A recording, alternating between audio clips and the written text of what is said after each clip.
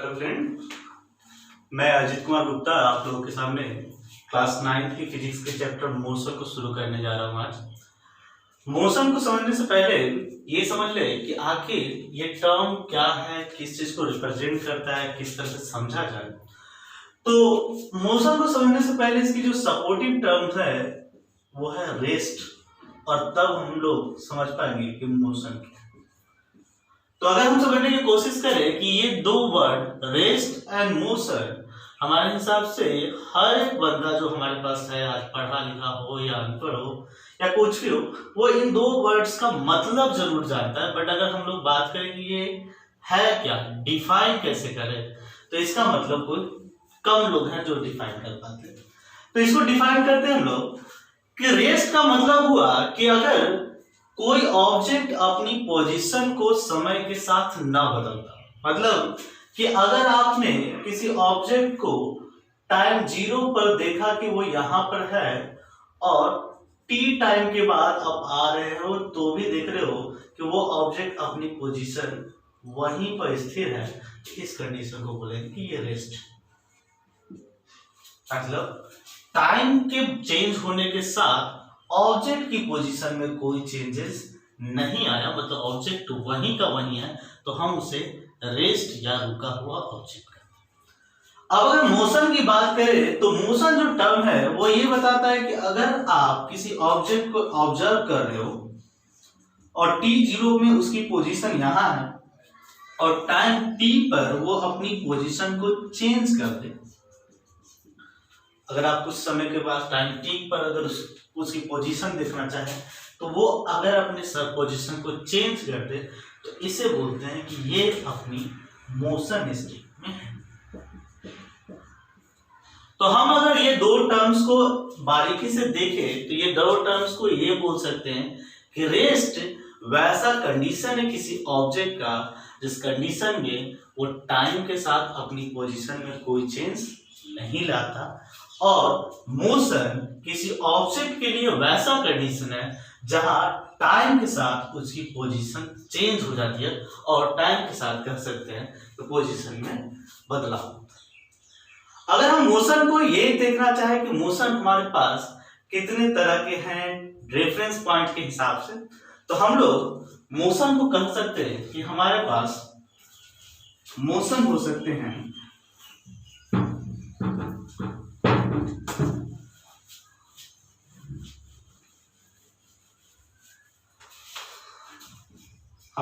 Motion अगर direction के हिसाब से देखना चाहें कि डायरेक्शन के हिसाब से टाइप्स ऑफ मोशन,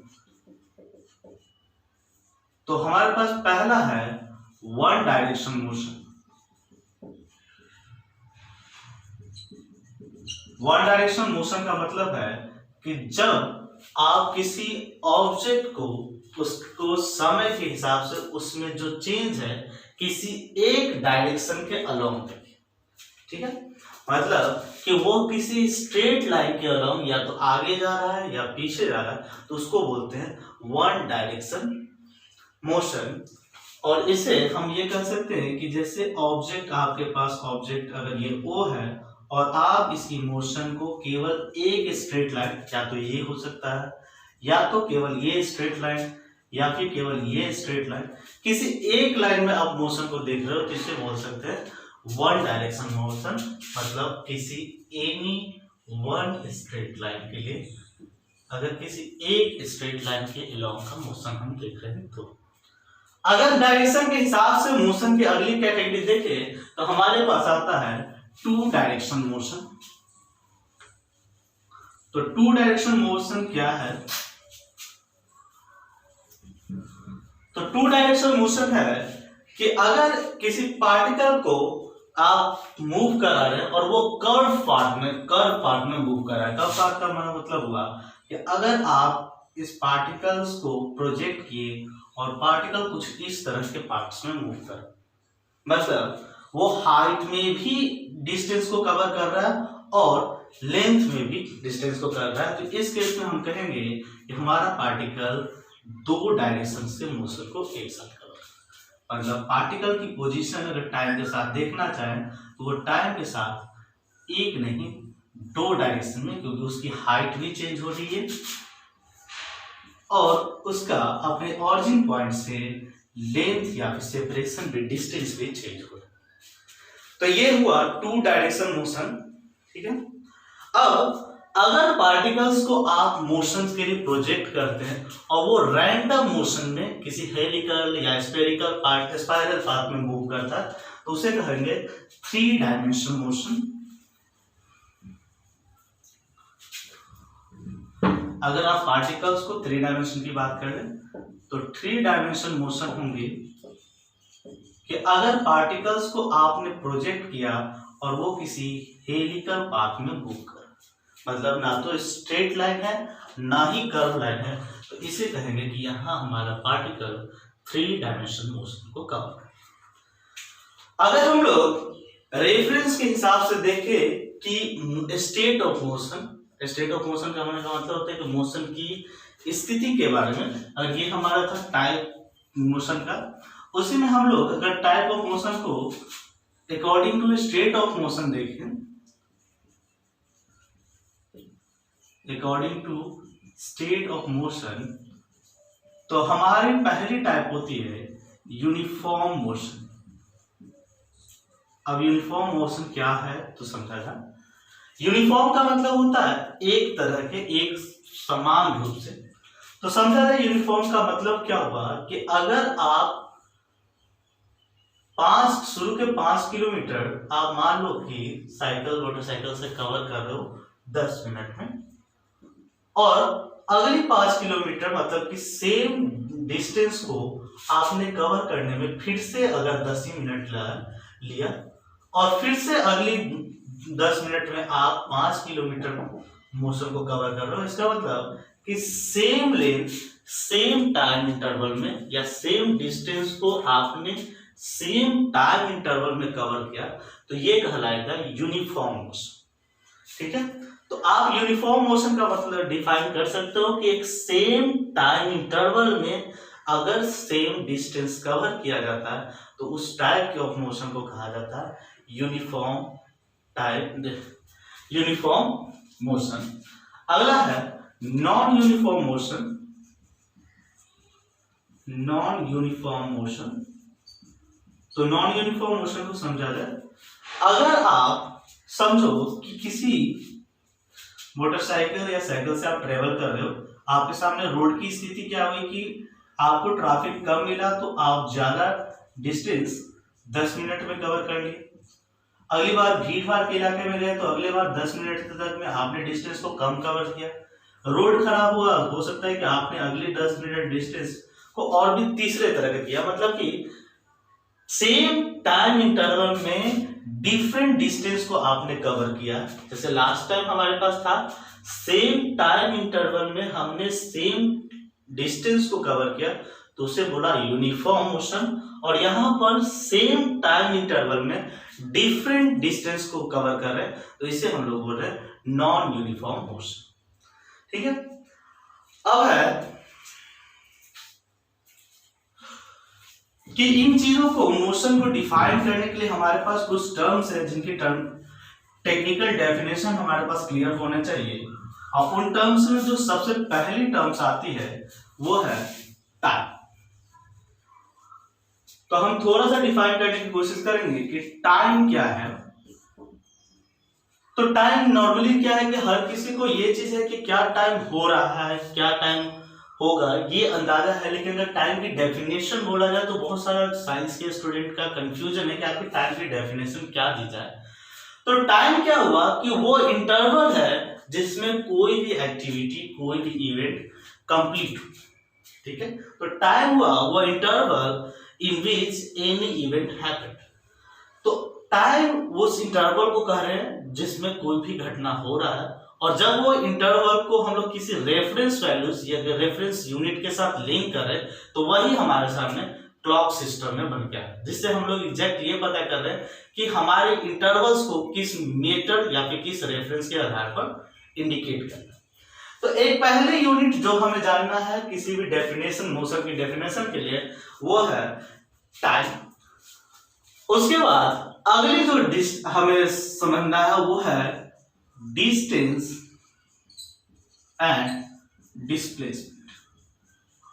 मोशन को डिफाइन करने के लिए टाइम के बाद सबसे इंपॉर्टेंट जो टर्म है वो है डिस्टेंस एंड डिस्प्लेसमेंट। तो समझा जाए डिस्टेंस क्या होता है। डिस्टेंस है कि अगर आप अपने किसी ओरिजिन पॉइंट ए से चलना प्रारंभ किए और किसी पॉइंट बी पर पहुंचे, तो आप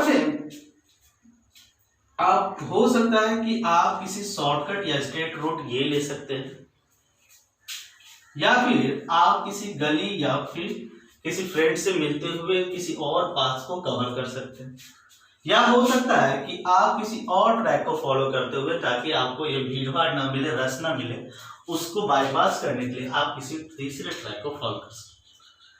तीनों ही केस में अगर देखें तो हमारी इनिशियल पॉइंट ए से हमने अपने आप को बी पॉइंट पर पहुंचाया, मतलब ओरिजिन ये है और टर्मिनेट हम एक पॉइंट बी पर। लेकिन डिफरेंट क्या है कि तीनों ही पाथ में हमने तीन अलग अलग रास्तों को सेलेक्ट किया और उन रास्तों से चीजों को कवर किया। डिस्टेंस अपने आप को डिफाइन करता है कि आपने जिस किसी भी पाथ को सेलेक्ट किया है उस पाथ की टोटल लेंथ। मतलब अगर आपसे कोई बोले कि ए से बी के बीच में डिस्टेंस क्या है, तो आप बोल सकते हो कि ये डिपेंड करता है कि कौन किस पाथ से आ रहा है।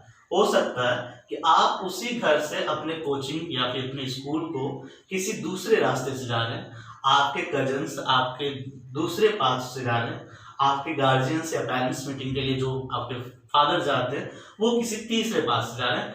तो डिस्टेंस जब भी डिफाइन करेंगे तो वो हो सकता है कि इंडिविजुअल या पार्टिकल के पाथ पर निर्भर करेगा।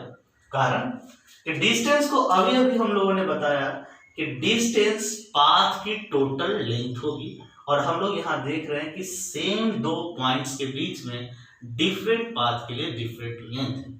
तो डिस्टेंस को हम लोग नॉर्मली डिफाइन करें कि डिस्टेंस हुआ टोटल पाथ लेंथ,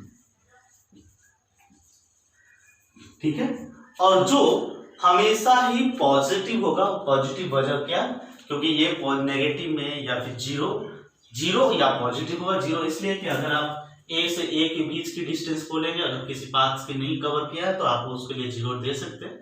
तो आप डिस्टेंस को बोल सकते हो कि एक पॉजिटिव वैल्यूज है जो किसी दो इंटरवल के बीच में सेलेक्टेड पाथ का टोटल लेंथ। दूसरी टर्म है डिस्प्लेसमेंट। तो डिस्प्लेसमेंट को किस तरह से डिफाइन किया जाता है तो समझा जाए। डिस्प्लेसमेंट किसी दो इंटरवल्स का शॉर्टेस्ट पाथ लेंथ होता है। मतलब अगर हम इस इंटरवल्स को या और भी पाथ्स को बनाएं तो उन पाथ्स में जो हमारा शॉर्टेड होगा, शॉर्टेड का मतलब हुआ कि शॉर्टेस्ट हमारा वही हो सकता है जो स्ट्रेट लाइन से जुड़ा हो, उसमें किसी तरह का वेरिएशन ना हो, तो वो हमारे शॉर्टेड पाथ लेंथ हो गए। तो डिस्प्लेसमेंट कुछ और नहीं है, वो है shortest path length. Shortest distance को ही आप बोल रहे हो डिस्प्लेसमेंट। दूसरी चीज, अगर हमें डिस्प्लेसमेंट किसी को बताना हो, किसी को इंडिकेट करना हो, तो ऑब्वियस है कि अगर शॉर्टेस्ट पाथ है तो हमसे अगर कोई पूछेगा कि हमारे यहां से स्कूल जाने का शॉर्टेस्ट पाथ क्या होगा, तो वो एक कोई ना कोई फिक्स पाथ होगा। मतलब उसे डिफाइन करने के लिए लेंथ के साथ साथ डायरेक्शन जरूरी होगी कि आप इस रूट से जाएंगे तब ये आपके लिए शॉर्टेस्ट होगा। अदरवाइज डेफिनेशन फिर से डिस्टेंस के बन के रह जाएगी, क्योंकि रूट को नहीं बताया जाता। तो डिस्प्लेसमेंट को डिफाइन करने के लिए केवल मैग्नीट्यूड नहीं, इसके साथ साथ आपको डायरेक्शन देने की जरूरत पड़ेगी। और चूंकि ये क्वांटिटी डिस्प्लेसमेंट डायरेक्शन के साथ डिफाइन हो रही है, तो हमारे लिए एक चीज जानना महत्वपूर्ण है कि डिस्प्लेसमेंट जो है वह वेक्टर क्वांटिटी होगा। और वेक्टर क्वांटिटी क्या होता है उसको समझा जाए तो वेक्टर क्वांटिटी वैसे फिजिकल क्वांटिटीज को कहा जाता है जो क्वांटिटी अपने आप को डिफाइन करने के लिए मैग्नीट्यूड और डायरेक्शन दोनों की रिक्वायरमेंट रखते हैं। अगर आप डिस्प्लेसमेंट को डिफाइन कर रहे हैं तो डिस्प्लेसमेंट में आपको 5 kilometre towards east, 5 kilometre towards waste, मतलब आपको मैग्नीट्यूड और साथ साथ डायरेक्शन देना कंपल्सरी। अब अगर हम देखें कि दोनों में डिफरेंस क्या है डिस्टेंस एंड डिस्प्लेसमेंट में, तो समझा जाए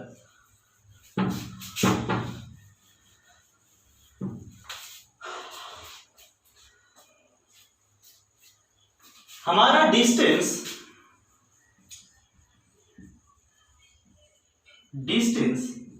एक स्केलर क्वांटिटी है और डिस्प्लेसमेंट वेक्टर।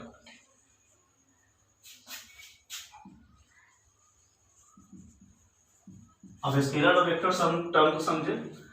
डिस्टेंस को डिफाइन करने के लिए हमें केवल मैग्नीट्यूड की जरूरत है कि हमें 10 किलोमीटर लगा यहाँ से घर से अपने कोचिंग तक जाने में, या फिर 20 किलोमीटर लगा, 5 किलोमीटर लगा। लेकिन डिस्प्लेसमेंट को डिफाइन करने के लिए मैग्नीट्यूड और डायरेक्शन दोनों की जरूरत होती है। तो हम ये बोल सकते हैं कि डिस्टेंस केवल मैग्नीट्यूड डिफाइन कर रहा है, इसलिए ये स्केलर क्वांटिटी है। स्केलर की डेफिनेशन ही होती है जिसको डिफाइन करने के लिए केवल मैग्नीट्यूड पर्याप्त है, एनफ है, तो वो हुआ स्केलर क्वांटिटी। और डिस्प्लेसमेंट को डिफाइन करने के लिए हमें मैग्नीट्यूड और डायरेक्शन दोनों देना पड़ा, तो ये है वेक्टर क्वांटिटी। दूसरी बात, डिफरेंस को देखें तो अगर कोई भी ऑब्जेक्ट कंटिन्यूअसली स्ट्रेट लाइन में आगे की ओर बढ़ता चला जाए, अगर कोई ऑब्जेक्ट है जो कंटिन्यूअसली बिना रुके स्ट्रेट लाइन में आगे बढ़ता चला जाता है, तो आप उस केस में कह सकते हैं कि डिस्टेंस और डिस्प्लेसमेंट बराबर।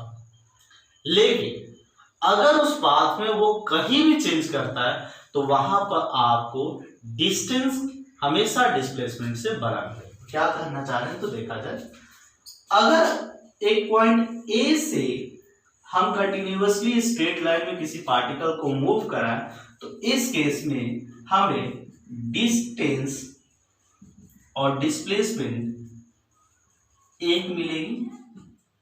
लेकिन अगर ये पार्टिकल ए से मूव करता हुआ अपने पाथ को कहीं भी चेंज कर लिया, तो यहां पर डिस्टेंस चूंकि टोटल लेंथ हो जाएगा, तो हमारा डिस्टेंस और डिस्प्लेसमेंट चूंकि शॉर्टेस्ट होता है, तो शॉर्टेस्ट मतलब उसे हमें इस लेंथ को कंसीडर करना पड़ेगा। तो आप देख सकते हो कि ये लेंथ हमेशा इन दोनों टोटल लेंथ से छोटा होगा, मतलब कि यहाँ डिस्टेंस ग्रेटर और डिस्प्लेसमेंट स्मॉलर होगा। तो हमारे लिए सेकेंड टर्म जानने की जरूरत है कि यहाँ पर कि डिस्टेंस अगर स्ट्रेट लाइन मोशन के लिए है तो वो डिस्टेंस और डिस्प्लेसमेंट दोनों सेम। अगर डायरेक्शन कहीं भी चेंज हुआ तो वहां पर आपको डिस्टेंस बड़ा मिलेगा और डिस्प्लेसमेंट छोटी मिलेगी। एक और डिफरेंस हम लोग देख सकते हैं कि डिस्टेंस हमेशा पॉजिटिव होगा, डिस्टेंस ऑलवेज पॉजिटिव। लेकिन डिस्प्लेसमेंट हमारा 0, पॉजिटिव और नेगेटिव, इन तीनों वैल्यूज में से कुछ भी हो सकता है। नेगेटिव इसलिए कि कहीं ना कहीं अगर आप किसी डायरेक्शन को डिफाइन करने की जरूरत कर रहे हैं, तो हम अपने प्लेन पर किसी एक साइड को पॉजिटिव डायरेक्शन बताएंगे और उसका ऑटो में उसके अपोजिट साइड को नेगेटिव डायरेक्शन इंडिकेट करना पड़ेगा। तो इसका मतलब कि अगर डिस्प्लेसमेंट को डिफाइन कर रहे हैं, तो मान लिया जाए हमने अगर इस साइड को पॉजिटिव बताया और ऑब्जेक्ट मूव करता हुआ इस साइड आ गया, तो अब डिस्प्लेसमेंट को हमें नेगेटिव वैल्यू से इंडिकेट करना पड़ेगा ताकि डायरेक्शन में कोई कंफ्यूजन ना हो। अब हम लोग इस कॉन्सेप्ट को, बेसिक कॉन्सेप्ट को कुछ प्रॉब्लम्स के थ्रू देखेंगे